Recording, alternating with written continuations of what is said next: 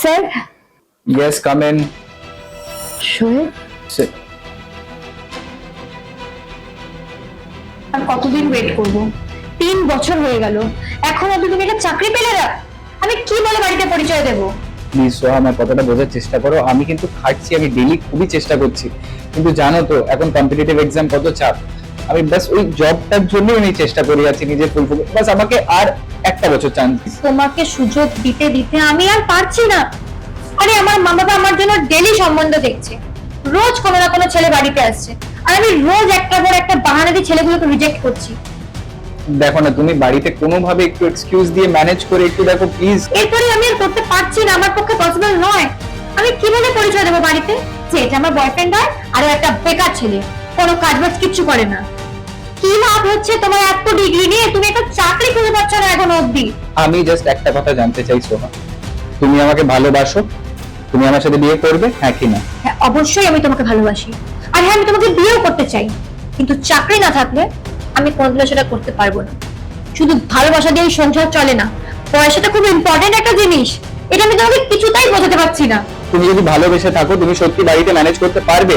নিজের ভালোবাসার জন্য এইটুকু করতে পারবে না তুমি? শোনো, আমার পক্ষে আর পসিবল হচ্ছে না রিলেশনশিপটা কন্টিনিউ করা। এটাই আমাদের লাস্ট দেখা। আমি আসছি। বসো।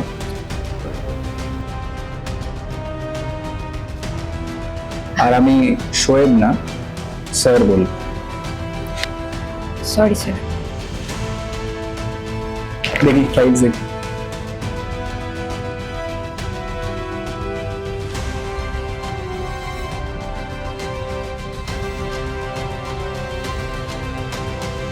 আমি জানি তুমি আমার উপর এখনো রেগে আছো, কিন্তু প্লিজ আমি তোমার সাথে কিছু শেয়ার করতে চাই।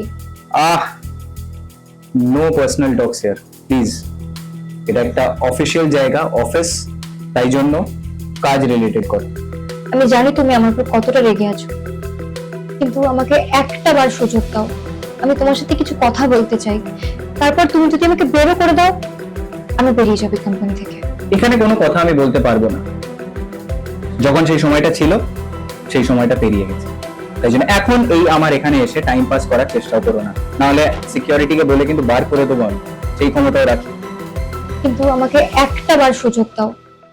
এটাই তো করে এসেছো না, সব সময় আমার উইকনেসে এসে তুমি ঘা দিয়েছো, যেখানে আমি পুরোপুরি চুপ হয়ে যাই। বলো কি বলার আছে, কিন্তু টাইম ইজ ভেরি শর্ট। যা বলার আছে তাড়াতাড়ি বলে কিন্তু তুমি বেরিয়ে যাবে। তুমি তো সবটাই জানো যে আমাদের বিয়েটা কেন হলো। সেই সময় তোমার চাকরি হয়নি, তোমার সাথে ব্রেকআপ হওয়ার পর আমার বাড়ির লোক একটা ছেলে দেখে আমার সাথে বিয়ে দেয়। বিয়ের 6 মাস পর ওর একটা কার অ্যাক্সিডেন্টে ও চলে যায় আমাকে ছেড়ে, আর তারপর থেকেই আমার জীবনটা বড় একা হয়ে যায়। তবে ওই 6 মাসের সংসারেও আমি সেই ভালোবাসাটা পাইনি যেটা আমি তোমার কাছ থেকে পেয়েছিলাম। আমি সবসময় ভাবতাম যে আমি কার সাথে শেয়ার করবো মনের কথাগুলো, কিন্তু আজকে তোমার সাথে শেয়ার করলাম। অনেক কিছু হয়ে গেছে আমার লাইফে, আর সেই জন্যই আজকে আমি চাকরি খুঁজছি, নিজের পায়ে নিজে দাঁড়ানোর চেষ্টা করছি, কারণ আমার পক্ষে সম্ভব ছিল না। কোন মুখে আমি তোমার কাছে ফিরে যেতাম? তুমিও তো বিয়ে করেছো, তোমারও একটা ফ্যামিলি আছে, আমি কি করে তার মাঝখানে ঢুকে তোমার সংসারটা নষ্ট করতাম? তাহলে শোনো, আমিও তোমার জন্য একভাবে অপেক্ষা করেছি, হ্যাঁ, কিন্তু আমি এই দিক দিয়ে খুশি কি তুমি হয়তো আমাকে সেই সময় ছেড়ে চলে গেছিলে বলে আজ আমি এই কোম্পানির ম্যানেজার অ্যান্ড ওনার। না হলে কোনোদিনই সম্ভব হতো না। আমি তোমার পেছনে পাগলের মতন শুধু দৌড়চ্ছিলাম, আর চাকরি না পাওয়ার জন্য তখন যেভাবে তুমি আমাকে ছেড়ে চলে গেছিলে আমি ভেঙে পড়েছি। কিন্তু এইটুকু মাথায় রেখো, তুমি হয়তো বিয়ে করে নিতে পেরেছি, কিন্তু আমার মন মানেনি। আমি আজ অব্দি সিঙ্গেল। এটা তুমি কি বলছো? এতগুলো দিন হয়ে গেল তুমি এখনো বিয়ে করোনি? তুমি তো এখন যথেষ্ট স্টেবল হয়ে গেছো, তাহলে তুমি বিয়ে করোনি কেন? আমি পারিনি কাউকে আর মন দিতে, কারণ আমি সোহা তোমাকে তখনও যতটা ভালোবেসেছিলাম, আজ রাগ অভিমান হলেও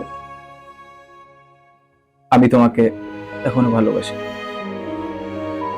আর কোম্পানিতে কাজের এসব নিয়ে তোমার চিন্তা করতে হবে না। লেট মি টক। আজকের আমি বলবো, যে আজ আমি তোমাকে বলছি কি তোমার আর টেনশন নিতে হবে না। এখনো সময় আছে। আমি তোমার পাস্ট নিয়ে কিছু নিয়ে জাজ করতে চাই না, আমি কেউ হই না জাজ করার জন্য, বাট আমি চাই আবার আমরা যেন আগের মতন। কিন্তু এত কিছু হওয়ার পর তুমি আমাকে কি করে অ্যাকসেপ্ট করে নেবে? তুমি জানো না আমার রাত্রে এখনো ঘুম হয় না, আর প্রতিটা সকাল আমার শুরু হয় শুধু তোমার নাম নিয়ে। এখনো ভালোবাসি বলেই আজকে এই জিনিসটা সম্ভব। and I still love you। তাই জন্য তুমি যে কন্ডিশনেই থাকো, তোমাকে আগলে রাখার দায়িত্ব আমার, শুধু আমার। তুমি আর চিন্তা করো না, এই যে হাতটা ধরলাম আর কোনোদিনও ছেড়ে যাবো না।